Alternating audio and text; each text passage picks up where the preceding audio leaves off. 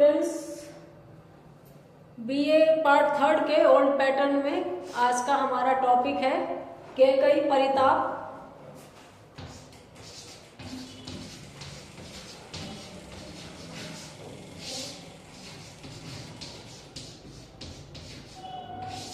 मैथिली शरण गुप्त द्वारा रचित महाकाव्य साकेत से लिया गया है। आज मैं इसको सही करूंगी कैमरे को। इसमें क्या है, बैक की फोटो उल्टी आ रही है फ्रंट कैमरे से। एनीवे, साहित्य जो विषय है उसमें हमें लिखने से ज्यादा समझने की जरूरत है। कैकई परिताप साकेत के अष्टम सर्ग से लिया गया है। साकेत आधुनिक काव्य का अत्यंत महत्वपूर्ण महाकाव्य है। आधुनिक काल के पहले महाकाव्य के रूप में अगर आपको बताना पड़े तो 2 नंबर का क्वेश्चन आ सकता है, प्रिय प्रवास। अयोध्या सिंह उपाध्याय हरिऔध रचित प्रिय प्रवास खड़ी बोली अथवा आधुनिक काल का प्रथम महाकाव्य है। उसमें से भी न्यू एजुकेशन पॉलिसी में कविता चली है इस बार, थर्ड सेमेस्टर जिसको कहते हैं उनमें लग रही है। तुम्हारे यहाँ साकेत, तो साकेत के अष्टम सर्ग में जो ली गई है पाठ्यक्रम में, उसका शीर्षक रखा है कैकई परिताप। लेकिन एक भूल नहीं करनी है, परीक्षा में आपसे पूछ सकते हैं कि कैकई परिताप कविता कहाँ से ली गई है। तो मूल रूप से कैकई परिताप कोई स्वतंत्र रचना नहीं है, यह साकेत महाकाव्य से ली गई है, उसके अष्टम सर्ग से। अब कैकई का मतलब क्या है? जो रामायण का जो एक स्त्री पात्र है, दशरथ की एक रानी, वो कैकई। परिताप यानी पश्चाताप। राम वन में जाते हैं, उसके लिए भेजे जाते हैं, उसके लिए कैकई अपने आप को गुनहगार मानती है। इसके पीछे की सारी कथा संक्षेप में यूं है कि राजा दशरथ एक बार देवासुर संग्राम के लिए देवलोक गए। उस संग्राम में उनके साथ उनकी प्रिय रानी कैकई भी गई। शास्त्रों में लिखित बात मैं बता रही हूं कि कहा जाता है कैकई बहुत ज्यादा विदुषी महिला और बहादुर स्त्री थी। उसे धनुर्विद्या शस्त्रास्त्रों का भी ज्ञान था। एक दिन देवासुर संग्राम में दशरथ बुरी तरह से असुरों के बीच में घिर गए। कैकई उन्हें बचाकर न सिर्फ महल में वापस लाई, बल्कि उस दिन उसने रथ की वल्गा संभाली थी और असुरों को बीच में अपने युद्ध के माध्यम से हटाते हुए, परे लेते हुए अपनी पराक्रम, अपनी धनुर्विद्या, अपने शस्त्र संचालन के माध्यम से उनसे मुकाबला करते हुए बचाकर लाई। महल में आने के बाद राजा जब थोड़े स्वस्थ हुए तो उन्होंने कैकई से अपनी जान बचाने और युद्ध में पीठ न दिखाने के लिए भी, क्योंकि मुकाबला करते हुए लाई थी, 2 वचन मांगने का अनुरोध किया। कैकई जो है बड़ी खुले दिल वाली स्त्री दिखाई गई है उसमें पत्नी। उसने मना कर दिया कि नहीं, कोई वचन उसको नहीं चाहिए। लेकिन दशरथ पूरी तरह जिद करने लगे।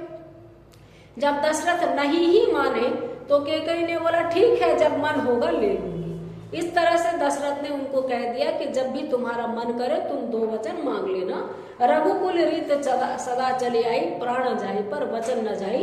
इस बात का भी उनको भान था, फिर भी उन्होंने वचन दे दिए। बात वहीं खत्म हो गई। बाद में पुत्रेष्ठ यज्ञ के द्वारा रानियां गर्भवती हुई, पुत्रों की माएँ बनी। कौशल्या को राम हुए, सुमित्रा को लक्ष्मण हुए, कैकई को भरत और शत्रुघ्न हुए। सभी बालक बड़े हो गए, उनका विवाह हो गया और राम के राज्याभिषेक की तैयारियां चल रही थी। उस समय देवलोक में देवताओं की सभा चल रही थी और वो ये सोच रहे थे कि अगर राम को राजगद्दी मिल गई तो वो तो अयोध्या में ही रह जाएंगे। अब अगर राम अयोध्या में रह गए तो एक आतताई राक्षस रावण, उससे कौन निपटेगा? यहाँ आप देखिए कि एक राक्षस से निपटने के लिए सभी देवता दुखी है, परेशान है, परास्त हैं, हारे हुए हैं और राम के मुखापेक्षी हैं। उन्होंने सभा की, उन्होंने सोचा कुछ भी ऐसा हो कि राम एक पहली बात तो राजा नहीं बने, दूसरी बात जंगल में आए। तो इसके लिए उन्होंने बाद में सरस्वती की शरण ली। वीणा की, वीणा वादिनी ही नहीं है, वो वाणी की अधिष्ठात्री देवी मानी जाती है, जिह्वा पे विराजमान होती है, ज्ञान की देवी है। तो सरस्वती से हाथ जोड़ के विनती करते हैं, तो वो कैकेयी की दासी मंथरा के मुख से, मंथरा के द्वारा कैकेयी को समझाई जाती है, दिग्भ्रमित की जाती है। कैकेयी फूली फूली घूम रही, मेरा बेटा राम राजा बनेगा। ऐसे में मंथरा उसे समझाती है कि कैसी मूर्ख रानी है, जिसका बेटा राजा बनता है राजमाता वही बनेगी। भरत अगर राजा बनेगा तो राजमाता कैकेयी बनेगी। पहले तो कैकेयी बहुत नाराज होती है, लेकिन बाद में मंथरा की बातों में आ जाती है। जब वो मंथरा की बातों में आ जाती है तो अपने 2 वचन मांगने के लिए दशरथ के पास चली जाती है। दशरथ ये बात सुनते ही हतप्रभ रह जाते हैं। पहले रानी कोप भवन में बैठी, कोप भवन एक भवन होता था राजमहलों में, जहाँ रानियां रूठ कर बैठती थी। उनको मनाना जरूरी लगता था, समझ जाते थे कि उसमें गई है तो इसका मतलब वो रूठी है, उनकी कुछ मांग है। दशरथ गए, पैर पकड़ लिए, गिड़गिड़ाने लगे कि राम उनके जीवन की पूंजी है, वो ऐसा ना करे, लेकिन कैकेयी नहीं मानी। तो अपने ही दिए हुए वचनों की वजह से दशरथ को, राम को न सिर्फ गद्दी से वंचित करना पड़ा, बल्कि वनवास भी देना पड़ा। अब जब राम वन में चले गए तो भरत शत्रुघ्न ननिहाल गए हुए थे। वहां से वो जब आते हैं तो देखते हैं राजकीय ध्वज झुके हुए हैं, काले वस्त्र दरबारियों ने, सभासदों ने पहन रखे हैं। महल में आने के बाद पता चलता है कि उनके पिता का देवलोक गमन हो गया। ऐसे ऐसे उनकी माँ के कारण उनके प्रिय भ्राता वन को चले गए। तो वो अपनी माँ को लांछित करते हैं, धिक्कारते हैं, उसकी माँ होने की पदवी से इनकार करते हैं, शंकाकुल हैं, अपनी माँ मानने से इनकार करते हैं। अब उधर देवताओं का काम बन चुका था, तो कैकेयी की आंखें खुल गई, पश्चाताप हो रहा है। वो देख जाला सा था जो उसके ऊपर गिर गया था। अब उसको महसूस होता है कि ये तो बड़ा भारी पाप हो गया, अपराध हो गया। अब कैकेयी सारे पुरजनों से, परिजनों से मिलती है, सारे अयोध्या वासियों के साथ जंगल में राम के सामने मिलने जाती है और उनसे ये विनती करती है कि वो वापस जाएं अयोध्या और अपनी गद्दी संभालें। यहाँ से अब पाठ्य पुस्तक की किताब, पाठ्य पुस्तक से हमारा काम अब यहाँ से प्रारंभ होता है। ये यहाँ तक की कथा थी। आगे जो बात है इस तरह है। तदनंतर बैठी सभा उठज के आगे, नीले वितान के तले दीप बहु जागे। तदनंतर यानी अब इसके बाद जो कथा मैंने सुनाई, इसके बाद सारी सभा उठज यानी कुटिया के सामने बैठ गई। राम, लक्ष्मण और सीता जंगल में आए हैं, तीनों उस कुटिया में रहते हैं। अब तदनंतर बैठी सभा उठज के आगे, नीले वितान के तले दीप बहु जागे। नीला कलर, वितान यानी चंदोवा, कपड़े की छत। यहाँ पर हम अंतरिक्ष के लिए, आकाश के लिए लेंगे कि आकाश रूपी नीली छत, वहां से झांक करके बहुत सारे दीपक देख रहे थे। ये दीपक क्या थे, ये आप अगली पंक्तियों में सुनिए। टकटकी लगाए नयन सुरों के थे वे, परिणामोत्सुक उन भयातुरों के थे वे। टकटकी लगाकर देखती हुई वो देवताओं की आंखें थी कि हमने तो राम को वनवास दिला दिया, हमें तो राम वन में चाहिए ताकि रावण से उनका सामना हो। लेकिन ये कैकेयी तो मनाने आ गई, तो कहीं ऐसा तो नहीं है कि राम वापस चले जाएं। तो देखिए देवताओं की छवि कैसी दिखी है, डरपोक है, भय से भरे हुए हैं और नहीं चाहते कि राम जाकर अयोध्या की गद्दी संभाले, और अपयश सारा कैकेयी के माथे मढ़ दिया गया है। परिणामोत्सुक उन भयातुरों के थे वे, टकटकी लगाए नयन सुरों के थे वे, परिणामोत्सुक उन भयातुरों के थे वे। टकटकी लगाकर यानी बिना मूंदे आंखों को लगातार वो देख रहे हैं और परिणाम की उत्सुकता से भयभीत है। उत्फुल्ल करौंदी कुंज वायु रह रहकर करती थी सबको पुलक पूर्ण महमा कर। करौंदी के कुंज बड़े घने महक रहे थे। अब वायु की एक खासियत है कि आस पास अगर बदबू हो तो वायु के माध्यम से फैलती है, खुशबू हो तो वायु के माध्यम से फैलती है। तो यहाँ पर करौंदी के बगीचे से वायु जो उठ रही थी वह सबको पुलकित कर रही थी, खुश कर रही थी, मह मह कर यानी महक महक कर चारों तरफ फैल फैल कर। यह चंद्रलोक था, कहाँ चांदनी वैसी, प्रभु बोले गिरा गंभीर नीरनिधि जैसी। यह चांदनी का लोक, चंद्रलोक लग रहा था, अर्थात यहाँ पर इतनी चांदनी थी, चंद्रमा पूर्णता के साथ उगा हुआ था, लग रहा था चारों तरफ दिन का उजाला है, तो ये चंद्रलोक ही हो सकता है, ऐसी चांदनी और कहीं नहीं होती, ऐसा लग रहा था। वो तो प्रेक्षा अलंकार है। अब प्रभु बोले गिरा गंभीर नीरनिधि जैसी। अभी तक तो इंट्रोडक्शन चल रहा था। प्रभु यानी श्री राम ने अब पहली बार मुंह खोला है, पूरी सभा में ही पहली बार किसी ने कुछ बोला है। तो कैसी लग रही उनकी आवाज? गंभीर नीरनिधि जैसी, महासागर के समान गंभीर गर्जना, जिस तरह सागर गर्जना करते हैं उस तरह से बिल्कुल ठहरी हुई गंभीर वाणी में राम ने मुंह खोला। हे भरत भद्र, अब कहो अभिप्सित अपना, सब सजग हो गए भंग हुआ जो सपना। हे भरत भद्र, हे मेरे प्रिय भाई, नेक भाई भरत, कहो तुम्हारा क्या मन चाहा है, अभिप्सित इच्छित, क्या अभिलषित है। अब पिन ड्रॉप साइलेंट में अचानक राम बोले तो ऐसा लगा जैसे एक सपना टूटा हो, सब सजग हो गए भंग हुआ जो सपना। सब ऐसे सजग हो गए मान लो कोई सपना भंग हुआ। बात समझ में आ रही है ना? मेरे साथ स्टूडेंट्स बैठे हैं क्लास में, तो वो बोर ना हो इसलिए भी जरूरी है कि वो पूछे जाएं।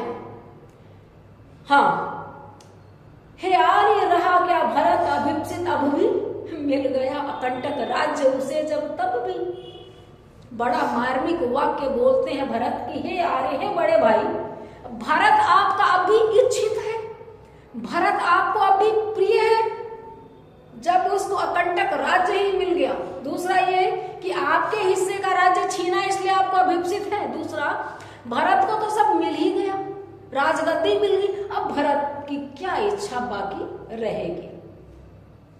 पाया तुमने तरुतले अरण्य बसेरा, रह गया अभिप्सित शेष तदपि क्या मेरा। इन पंक्तियों में गहरा दुख व्यक्त हो रहा है। भरत सवाल कर रहे हैं कि जब मुझे अकंटक राज्य मिल गया, उसके बाद आपने तरुतले, अनुप्रास अलंकार यहाँ वर्णावृत्ति के कारण, पेड़ के नीचे आपको जंगल में बसेरा मिल गया, उसके बाद भी मेरा क्या अभिप्सित रह गया।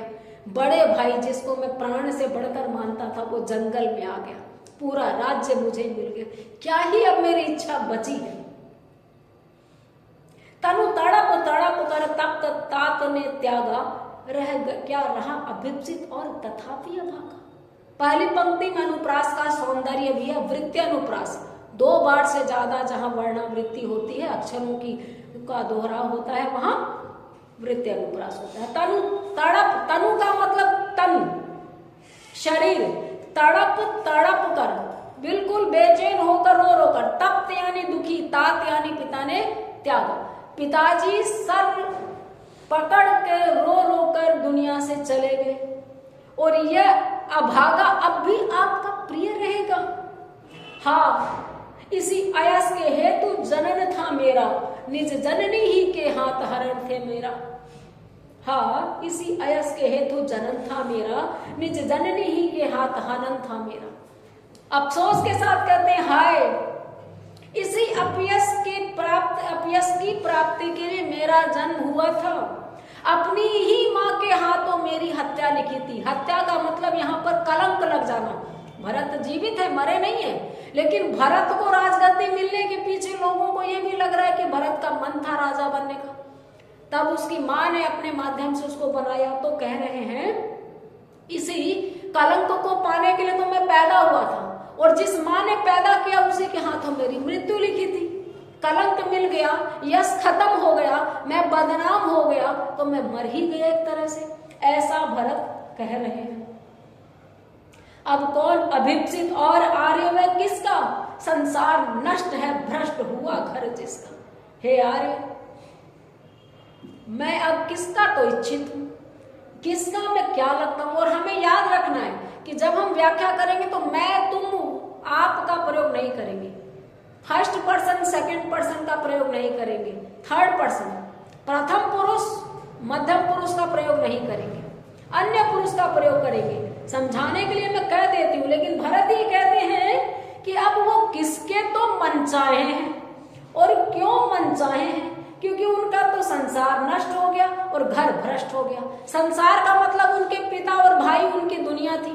पिताजी मर गए, भाई वन में गए, और भ्रष्ट होने का मतलब घर अपने नैतिक मूल्यों से नीचे गिर गया।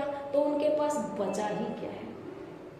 मुझसे मैंने ही आज स्वयं मुंह फेरा है, आर्य बता दो तुम्ही अभिप्सित मेरा। आज मैंने अपने आप से खुद ही मुंह फेर लिया, मुझे खुद पसंद नहीं। भरत कह रहे कि उनको खुद का मुंह देखने की इच्छा नहीं है, वो खुद शर्मा रहे हैं। किस मुंह से अपना चेहरा आईने में देखें कि उनके तो नाम पे कलंक लग गया हमेशा के लिए। उन्होंने अपने आप से मुंह फेर लिया, खुद को पसंद नहीं आ रहे हैं।